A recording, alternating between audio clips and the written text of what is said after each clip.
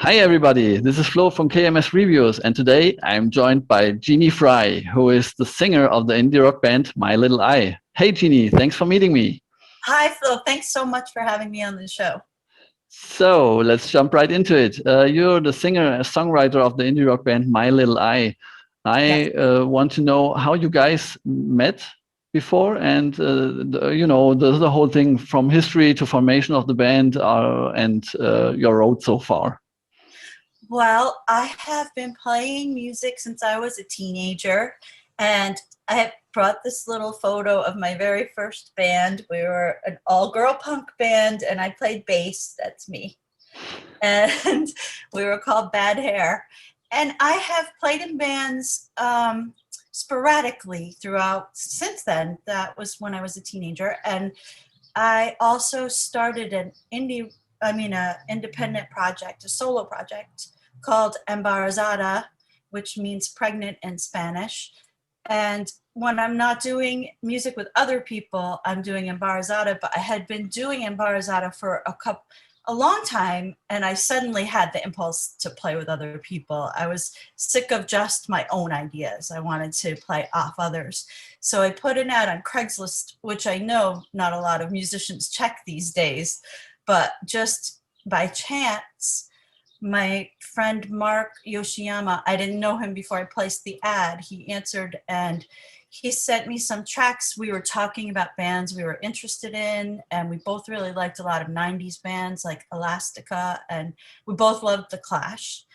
And so he started emailing me tracks, and I started writing lyrics. And I was really glad that he liked my lyrics, because my lyrics can be quirky and they're not everybody's cup of tea.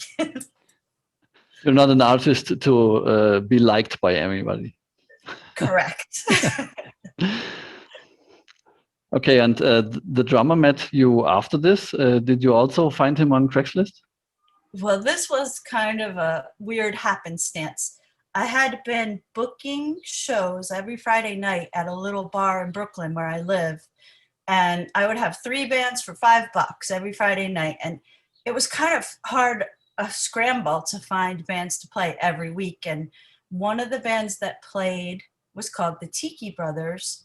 And when the pandemic came and everything shut down, the Tiki Brothers stopped playing and they never really started again. But because I had booked them, their drummer remembered me and emailed me. He was like, "Do you know anybody who's looking for a drummer?" And Mark and I had been looking for a drummer for months, and I was like, "Yes, me!" And it kind of put him on the spot. But he played with us as an audition, and he really liked us, and we really liked him. And Okay, we all kind of write together now. At first, Mark would write the music and send it to me. I would write the lyrics. Now the three of us get together, and we just found a possible bass player, so we're ready to play live shows now. But I had, we bounce ideas off each other in person at band practice. Now so the pandemic is sort the of making. writing process would be a group effort, not originating from you or from any other band member. Yeah, usually the guitar player writes the music, I write the lyrics, and then we'll just jam it out, and everybody will contribute ideas like, oh, why don't we just stop here for a second and pause and then start again? It will sound even better, stuff like that. I noticed some sort of psychedelic and krautrock elements in your songs as well. So this is really the good old rock, as I like to call it. So Good. is it is it That must something mean that? you like it. Sorry? That must mean you like it. Yes, very much so. So is it was it coincidence that the sound turned out like this once you played together, or did you all aim for this kind of sound at the beginning? It's strange. At first, I would just say some bands that I liked, and Mark would actually send me a track labeled with that band, like Elastica, his original music, but it's referencing that. And then once we got Jonathan, our drummer, we sort of would start creating organically around sounds that he had in mind that he wanted to play, or we have this one song that's kind of jazzy sounding, and his drumming made it sort of samba-y a little bit, and we just really liked that. So yeah, at first we were aiming for direct things. We were trying to find common ground. Like we knew we both loved The Clash, and we ended up writing a reggae song, not organically from love of reggae, but from love of The Clash and Yeah. how they will play reggae too among their punk, you know. Yeah. So you noticed the Embarazada side project before, Yeah. which is more to the electro folk side of things. But I noticed there was some psychedelic elements as well. I watched the video where you did really the unique visuals with the sound there. So would you say this is who you are as a creative person, to step over boundaries, some sort of, or is it just the creative that you like to try everything to make it work? So it's not just I would it's love to definitely say not that as mainstream. I would love to say that as a creative, I step over boundaries. I really just think a lot of my inspiration and motivation is from like growing up, observing the world, feeling very unique and misunderstood on the inside, which I guess everybody does. But when you're looking out at the world and you see people that all seem to think the same way and hanging out in groups, and I was pretty much a loner, and I thought, well, you know, no one seems to be interested in the things I'm interested in. I'm just gonna put them in my music, and then maybe that way people will be interested in them, which I still don't even know if that works. I don't know if people pay attention to the lyrics or the story, or if they just like the mood. A lot of people only like a song for how the music sounds and they don't listen to the story, but I'm very interested in lyrics and the sounds of words together and the meaning, and the lyrics are often more like poetry than just a straightforward story. Do those ideas just come to you instantly, or do you have to work to get to them? Both. Sometimes I just write a song really fast, like Avoid Dance, which I think is the one you were talking about, the Embarazada Correct. video you Yeah. watched. Yeah. Uh, that I wrote at the beginning of the pandemic, and I was thinking, you know, we can't go outside and you can't get anything. And I was thinking, I don't think I need anything. I don't think I need anything but music, which is a lyric in there. Mhm. And I was just so happy. I felt a little guilty because everyone else was having such a hard time. And I was like, I think this is the way I want to live, you know? Yeah. So, since you mentioned it, how has the whole COVID mess affected you as a band or as a live gig? I don't know. Did you also do Embarazada live gigs before?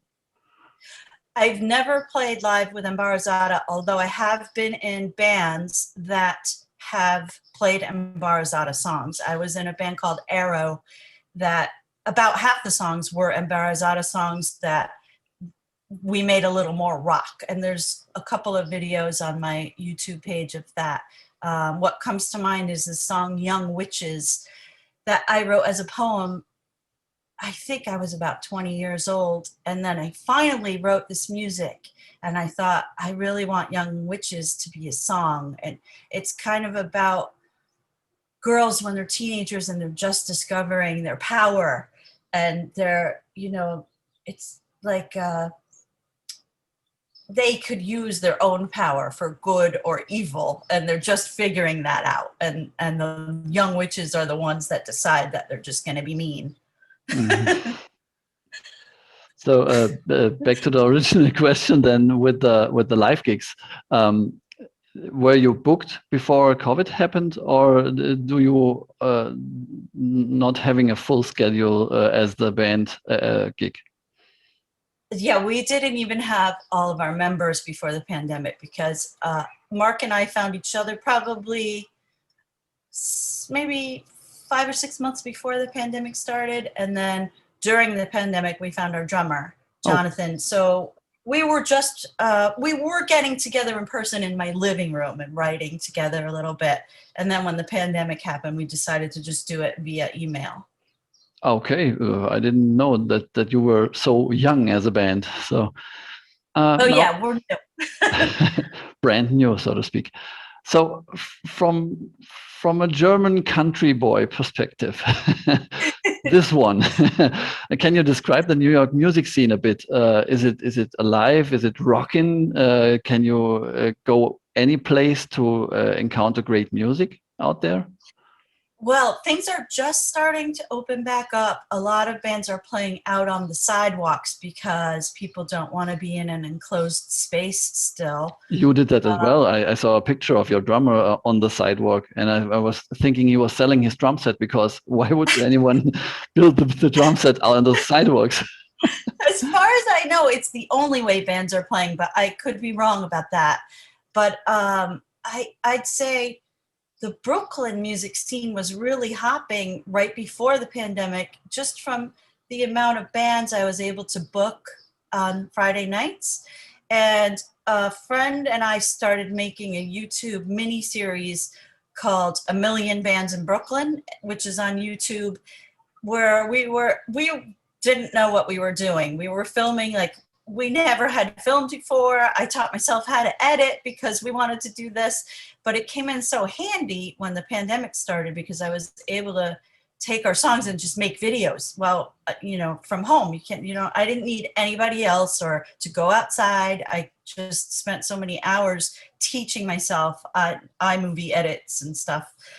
But the scene, it really remains to be seen what's going to happen now.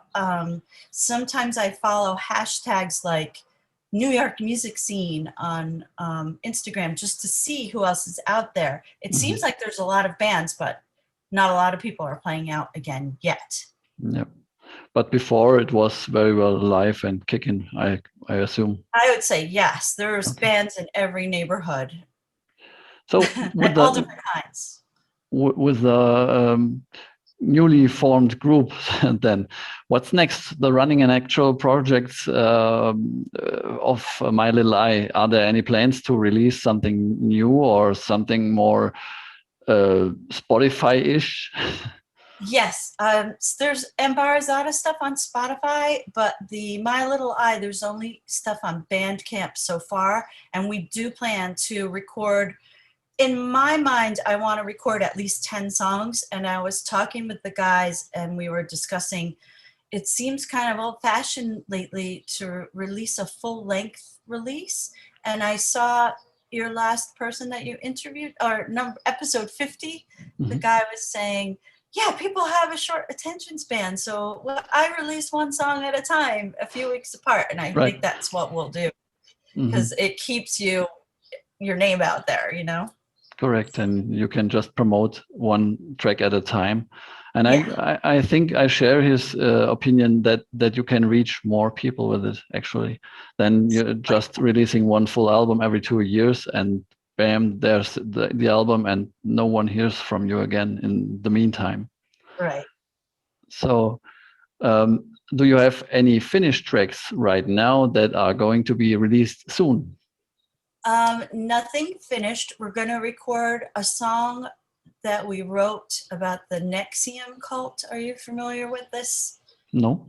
There was a cult over here in the United States where a man was getting people to give him money for classes about wellness and philosophy classes, and it turned out that he was misappropriating the money and he was seducing young women and actually branding them with his initial. Okay. And there's a mini series about it on HBO, and I watched it, and my sister watched it, and I called her and I said, I was watching this and I was thinking, how could they fall for this? How could you be tricked into getting branded for somebody else? It doesn't make sense. And then we were thinking about when we were little, how obedient we were to anything that our father wanted us to do, even if it was weird or unethical. And I said, you know what? I would never fall for that. But when I was that girl's age, the one in the show, I bet you I would have fallen for it. So I was really interested in that and kept thinking about it. And when Mark sent me tracks, I was like, all I can think about is this cult. I'm going to just write the song about the cult. So that's the first one that we're going to record in June. And right now, all we have is a song called Louise. And I can't remember the B-side for that, but it's on Bandcamp. Louise is our first single that we put out. Okay. And there's also a video for that on YouTube. So where do you record the tracks? So for Louise, we did that remotely on GarageBand. Mark recorded computer drum tracks because that's before we met our drummer. Yeah. And I did all the harmonies myself and the lead vocals, and we just kind of back and forth mixed it and put it up. But it turned out pretty good. The sound, especially, I'm happy about the sound on the vocals, which is tricky because I never really know how many effects to put on my voice. With Embarazada, I just go crazy and just put as many effects as I want. But I like the indie rock stuff to sound a little clearer so you can hear the lyrics. Last question would be, do you prefer the live recorded sound? So when you guys get together, would you prefer the session sound that you recorded with a bit of tweaks here and there, or would you prefer a clean studio sound where everybody does, I don't know, 30 to 50 takes and you pick the best one? I definitely personally would prefer the studio recording because I love to add like my own harmonies to my own vocals, and lots of them. We have a song called and it's about quitting drinking alcohol. A friend of mine had quit, and I was like, I can hear all these harmonies, and I know the guys aren't going to be able to reach these high notes, so I'm just going to do it. So I just like to add as much as possible. I like to contribute to the mood of the song rather than technical proficiency. Okay. Proficiency. All right. So that will be it for today. Guys, if you want to know more about New York-based Jeannie Fry and her projects My Little Eye and Embarazada, please make sure to check out the links below the video. Jeannie, thank you so much for being with me tonight. Thank you, Flo. And all I have to say, I hope to hear more from you soon. So be safe. Say hi to the guys for me, and everybody else, be safe as well. Bye. You too. Bye-bye. Thank you.